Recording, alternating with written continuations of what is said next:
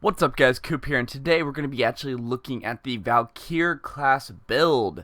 So, for you guys who do not know, this is a modded based class, so what you are going to be doing in the future is you are going to be going to Steam, and you are going to go look for this guy named Helaene. He does a lot of good classes, and we're going to be exploring a lot of his different classes in the future, and basically you just got to go down and click subscribe, and then load it in the modded menu when you join the game.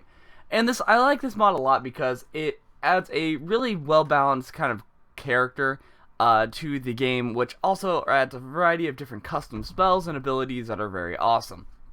Now, keep in mind, you do not get these wings. These wings are just for kind of show, so you don't actually get the polymorph ability, yet I do highly recommend picking it up.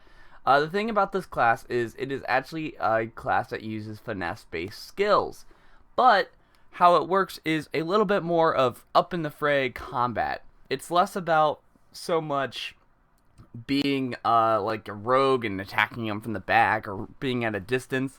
It's more about just being right up in the fray.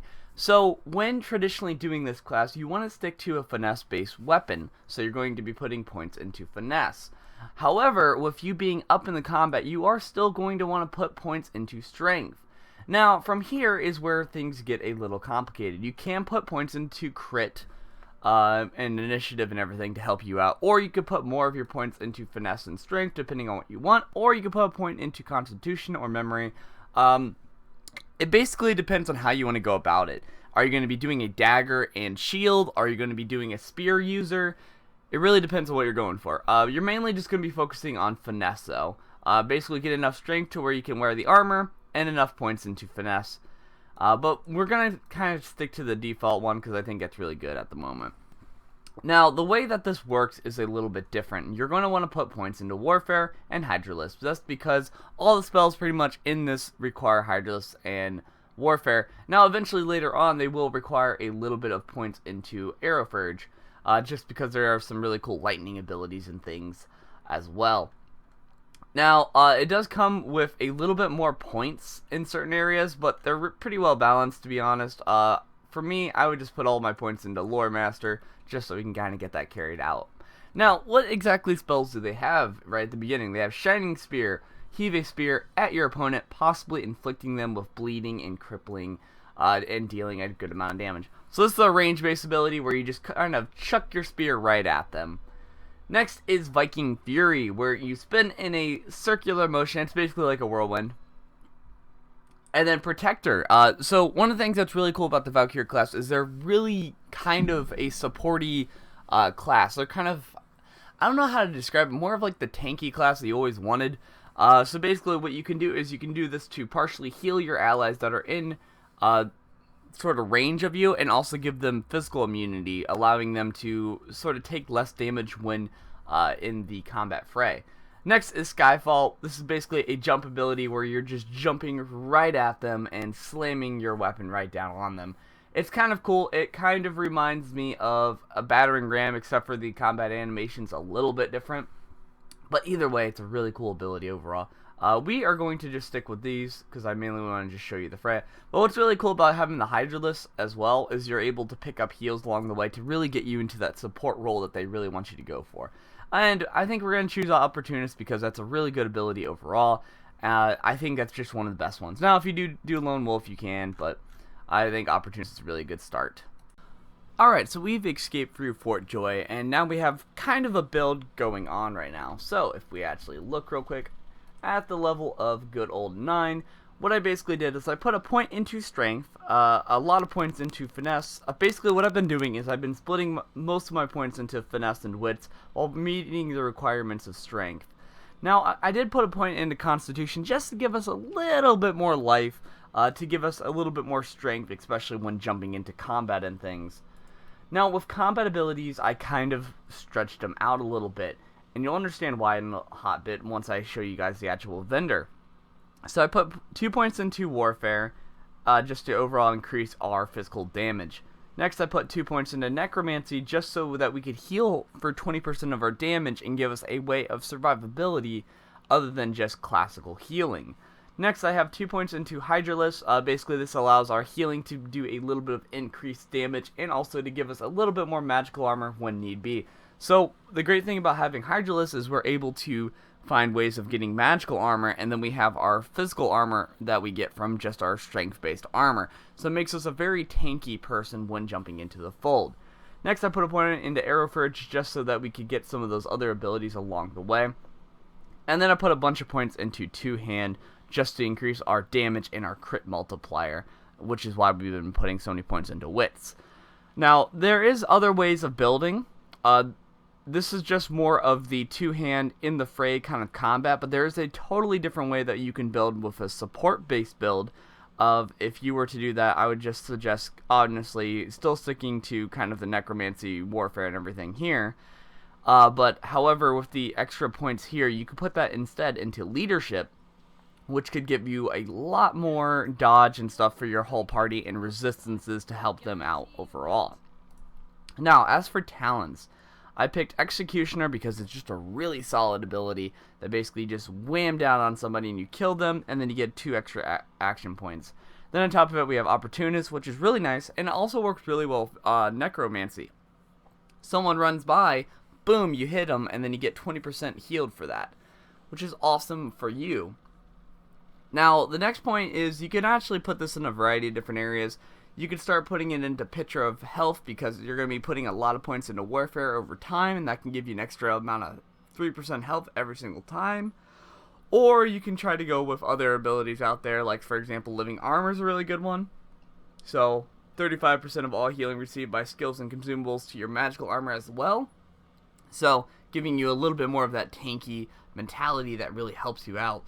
You can do Hothead to increase your crit chance while at full life. You could do Comeback Kid to keep yourself in the queue, and then if you get swiped down, you're still able to survive. You can do All Scaled Up to put your points into more things that you want, or Bigger and Better to give yourself those extra action points that you need. Say like you just want to focus on your points into Finesse and Wits, but you just really, real quick want to put a point or 2 into Strength just to get that armor. You can do Bigger and Better for that. So, there's a variety of different things. Like I said, it's a little complicated to kind of overall just look at it and try to figure out exactly what we're going for here. But I'm probably just going to do a point into Lone Wolf real quick just because I really like Lone Wolf because it allows me to kind of get just like a personal story character and allows me to put all the stats and the stuff I need to really show you the full potential of this build and to show you what it'd be like for a harder based character. And also on top of it, I don't have to have anybody with me to help me out with combat, so I get to show you just the full power of like a higher level build. So let us go in and actually go with the trainer and show you guys some of these awesome skills. Alright, so one of the easy ways to find your character in Reaper's Coast is she is right over here. She's like right at the gate of sort of Duskwood's sort of central area, and basically you can just find her right here and you can trade with her. Problem is there isn't like a trade button. You actually have to click the trade button, and then you can get a variety of different spells here. Basically, all of them do different amount of things. One of the things I like to do is kind of separate them into 2 different categories. So you have certain ones that are meant for basically supporting based roles, and then certain ones that are not. So these are the supporting based ones. Then we have over here where, if I actually put these over in the different sections that they're supposed to be, basically you have all these different ones that help you out depending on what you're going for here, okay? So, the first thing is you have sort of your support based class skills. So you've got Shield Wall, restores physical armor and deflects projectiles at you or your allies for 3 turns. There is strength in numbers and they work together. And then next you have Protector, which basically allows you to jump over and heal someone and give them a physical immunity. Next is Warcry, which allows you to scare your sort of opponents and then at the same time give your allies a constitution boost. So that's a really good ability there. And then you have the Jotun Stance, which basically allows you a icy shielding, which increases your physical resistance and your water resistance at the cost of speed, and your allies gain a magical boost basically based off of that. So as you can see, this is a very good build if you're trying to do a good like supporty build. Now, if you're trying to do what I like to call more of like a magical knight type of deal, you have Helia's Dominion, which basically makes a giant curse on the ground. So basically it's like a kind of like a fire beam, like sort of cone area, where basically you drop like a necro flame in front of you, and it does a good amount of damage, and at the same time slowly destroys their magical armor. Next is Holy Charge, which basically you charge at the opponent and you give yourself a fire immunity, so you're immune to fire completely, and it also gives a fire-based attack right in front. So that's really cool. Next is Odin's Envoy, which clears your mind and gets you inspired, which basically you attack a bunch of people. It's sort of like Blitz attack in a way. And it has a chance of crippling them, which is awesome. But that is resisted by physical armor. Then over here you have all the stuff that we already have here. So we pretty much have all these skills already. But if I put the Winged Glory up here and Freya's Favor. Freya's Favor basically allows us to get a dodge increase, speed increase, and initiative increase, while also giving us invisibility. So it's a way of getting invisibility as sort of your character. And then next we have Winged Glory, which Winged Glory basically allows us a spread your wings ability, while at the same time adding a blind. So I like this one better than spread your wings, because what it does is you only have to put 2 points into like Warfare, which you're already doing, and 1 point into Aerophurge. Now it sucks having to put a point into Aerophurge, but at the cost of 3 points, and 2 of which you're already putting into something, you can use that Aerophurge to give yourself Blinding Radiance to allow you to do a lot more different things, and also give you a flying base attack without having to dive a little bit outside of your sort of overall build. So the ones that we're going to be picking up is probably going to be Winged Glory. I want to pick up Holy Charge and Odin's Envoy. So that's what we're basically going to be showing in combat. Alright, so let's actually dive into combat. So the spells that we have here is All In, which is basically comes with any two-hand weapon. We have Shining Spear, which gives us a range-based attack. We have Skyfall, which allows us to fly across the battlefield and attack a certain target, so giving us more access to ways of getting across the battlefield. We have Viking Fury, which is a whirlwind-based ability, which allows us to hit multiple targets, which is very good with our good old Necromancy to give us a good amount of heals when hitting multiple targets. Next, we have Battle Stomps to just give us a nice AoE cone that we can use to give us a stun once we destroy their physical base armor. We have Odin's Envoy, which allows us to hit multiple targets, which gives us a nice amount of healing, gives us Clear Mind, and on top of it, has a chance to cripple. Very good overall. Next we have Holy Charge, which is another way of traveling across the battlefield. Now this one does not have smart targeting to where you can like attack a certain target, so you have to make sure that you aim it perfectly where you want it in the right direction. So that's very important as well. And it also gives us a burning effect and gives us fire immunity. Next we have Winged Glory, which allows us kind of a spread your wings ability, which allows us to have wings, which allows us to travel across the battlefield, and also gives us for 1 turn Blinding Radiance, which will potentially hurt them a lot if you destroy their sort of magical base armor. And that's pretty much it for that. So let's actually dive into combat and see how it goes. Bam. Alright. Already got a good amount of damage there. And what we're going to do... I don't know. How do I want to attack with this? We have a variety of different ways we can do this. But I think a Holy Charge would be great. And then after that we can do... let's see, we'll stun him next turn. We'll attack you.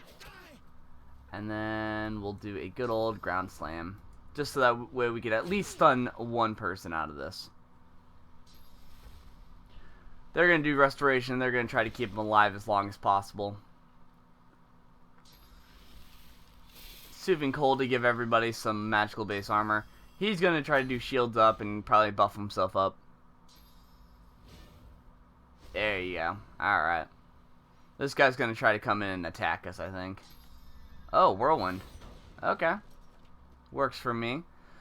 Now, what we need to do is we need to really kill this guy here. So what we're going to do here is we're basically just going to kill him. And what's nice is if we are able to kill him, we'll get 2 extra action points. So, great for us. Now, what is also important is we do need to figure out a way to sort of get a good amount of damage out here. So what I'm going to do is I think I'm just going to attack this guy here. So, good amount of damage there. We're taking some massive hits here. He's going to drink his potion to give him some minor strength to allow him to do more damage. Which is okay by me. Blitz attack. Okay. Decaying touch. So now any healing potions and spells will actually hurt me. Now, as you can see here, we took a lot of damage here. But if I actually use, we'll use Viking Fury. Spin around a little bit. Giving us 2 extra action points because we killed him. And now if we can manage to kill you, that would make us even better. And what else can I do here to make everything simple? We'll just do that. Boom, target's dead. Now we just got one simple target we got to deal with. As you can see here, we're taking a lot of damage. It's really hurting us. So what we need to do is attack. So getting a good amount of healing there. If I really wanted to, I could add the wings, but I'll just show you that afterwards. We're going to do a charging base ability, just to give us some fire immunity here. And I'm just going to do one basic attack here. And as you can see here, we healed a good amount from that. And we have an attack of opportunity, giving us back almost to full health again. Now, after that, we'll do a good old stun, and they should die. Boom! As you can see there, perfectly a good scenario of what you should do. Drink our potion up real quick. And there should be a couple more Magisters that we can do here that I can actually attack and use things on them. Alright, so let's actually show you the Wings Glory. Boom! So as you can see here, I now have Blinding Radiance, which is awesome for us. Now what I'm going to try to do is I'm going to try to see if I can't destroy that one person's magical armor. So what we're going to do here is charge over here. And then we can do a good old attack here. So they're going to do Restoration, trying to heal himself up. Ice Shard. Okay. Destroying our magical armor. That's good for them.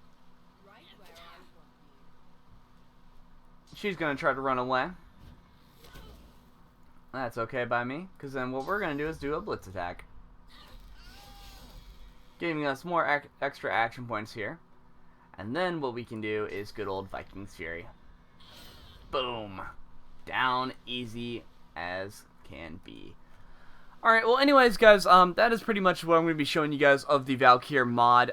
There's a lot of different things you can do with this, and I think it's just in general half the fun of a mod to actually understand and do all the different things within it. There's a little bit more spells and things out there, and eventually I do want to do a little bit to all my different mods and have like a sort of in-game build, so to speak. So we'll be actually diving into this maybe in the future. But anyways, I just wanted to show you just the sheer power and some of the cool stuff that you can do. As you can see, this is a very balanced character. I did struggle a little bit, and as you can see here, I don't really have that good of gear. So I wanted to show you guys a really easy, cool scenario of what you can do there.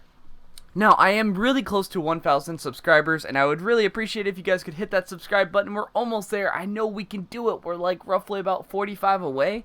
So I think that would be really awesome to get ourselves up to 1K, and with getting us up to 1K, I can get monetized and allow me to do a lot more cool things for you guys in the future. Anyways, be sure to check out my other videos as well. I do a lot of other variety of stuff, such as World of Warcraft and a good old mobile game called Tion. And I'm going to be doing a few other games in the future, but be sure to check that out. Anyways, I want to thank you guys for watching this good old gameplay and sort of build philosophy of how to do a Valkyrie modded character. I want to thank you guys for watching, and I'll see you guys next time.